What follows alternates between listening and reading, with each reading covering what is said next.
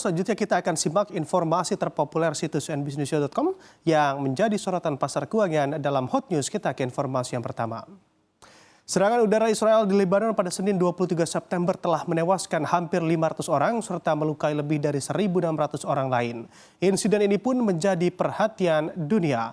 Presiden Turki Recep Tayyip Erdogan memperingatkan serangan terbaru Israel di Lebanon dapat memperluas perang ke seluruh kawasan Timur Tengah. Erdogan menyebut sistem global saat ini sedang kehilangan efektivitas dan kredibilitas dengan lembaga-lembaga yang seharusnya menjaga perdamaian dan keamanan dunia berada dalam kondisi keruntuhan moral. Adapun Presiden Iran Masoud Pezeshkian memperingatkan dunia bahwa Israel ingin menyeret wilayah Timur Tengah ke dalam perang besar-besaran. Dunia menyebut Israel telah memprovokasi Iran untuk bergabung dalam konfliknya dengan Hezbollah dari Lebanon. Sementara itu, Menteri Luar Negeri Inggris David Lammy menyatakan keprihatinannya atas meningkatnya ketegangan antara Israel dan Lebanon. Dirinya memperingatkan bahwa eskalasi lebih lanjut dapat menimbulkan dampak yang lebih dahsyat, termasuk jatuhnya korban sipil. Lübnan'a karşı gerçekleştirilen son saldırılar ve İsrail tarafından yapılan son açıklamalar, savaşı bölgeye yayma çabalarının açık tezahürüdür. Türkiye olarak bu işgal, istila ve katliam politikasının bir an önce durması için elimizden geleni yapıyoruz ve yapmaya devam edeceğiz. Her birinize teşekkür ediyor, sizleri sevgi ve saygıyla selamlıyorum. Kalın sağlıcakla. In recent days, we've seen a worrying escalation between Israel and Lebanese Hezbollah. This is in nobody's interests. Our message to all parties is clear. We need an immediate ceasefire from both sides so that we can get to a political settlement, so that Israelis and Lebanese civilians can return to their homes and live in peace and security.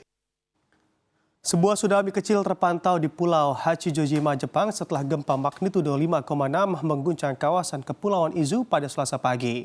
Badan Meteorologi Jepang pun melaporkan gelombang setinggi 50 cm menerjang Hachijojima. Gelombang tersebut terjadi sekitar pukul 9 pagi waktu setempat, sekitar 45 menit setelah gempa terjadi. Menurut data Badan Geologi Amerika Serikat atau USGS, gempa tersebut berpusat di laut dengan kedalaman dangkal sekitar 11,7 km. Selain Hachijojima, Pulau Miyakejima juga mencatat tsunami kecil dengan gelombang setinggi 10 cm. Tidak ada laporan kerusakan akibat gempa atau tsunami ini dan beberapa penduduk bahkan tidak merasakan getaran gempa tersebut.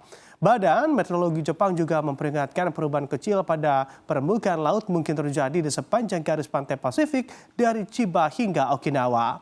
Adapun Jepang merupakan salah satu negara dengan aktivitas seismik tertinggi di dunia, terletak di atas 4 lempeng tektonik utama. Rata-rata negara ini mengalami sekitar 1.500 gempa bumi setiap tahunnya.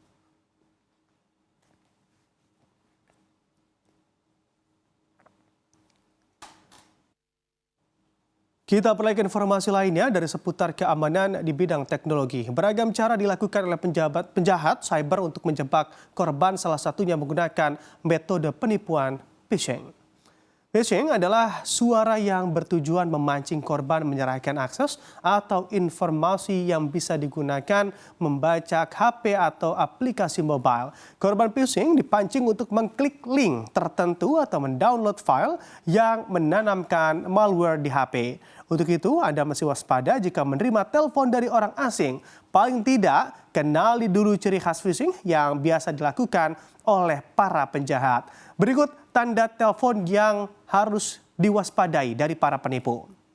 Mulai dari mengaku dari pemerintah atau perusahaan besar menawarkan kesepakatan atau hadiah, selalu mengaku tidak tahu nama Anda hingga penipu mengklaim ada utang yang belum dibayar. Selanjutnya, meminta informasi sensitif, adanya perangkat terinfeksi malware, serta meminta informasi pribadi yang seharusnya sudah diketahui dan ada jeda saat menjawab telepon.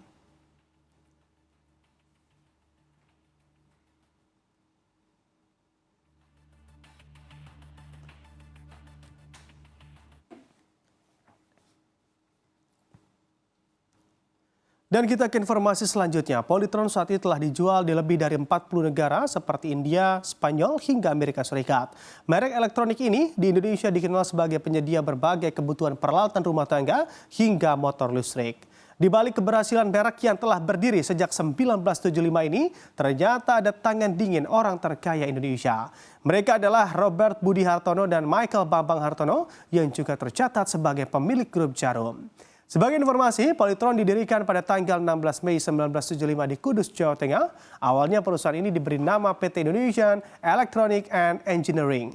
Kemudian pada tanggal 18 September 1976 berubah nama menjadi PT Hartono Istana Elektronik, lalu merger dan menjadi PT Hartono Istana Teknologi. Polytron pertama kali dibangun dengan modal sebesar 50 miliar rupiah. Awalnya kerjasama dibangun dengan Philips dan Salora dalam bentuk transfer teknologi. Produk pertama yang dikeluarkan perusahaan ini adalah televisi hitam putih pada tahun 1979 yang sampai sekarang masih menjadi produk utamanya. Hingga kini barang yang dihasilkan oleh Polytron adalah speaker, televisi, lemari es, mesin cuci, AC, ponsel cerdas, dan masih banyak lagi.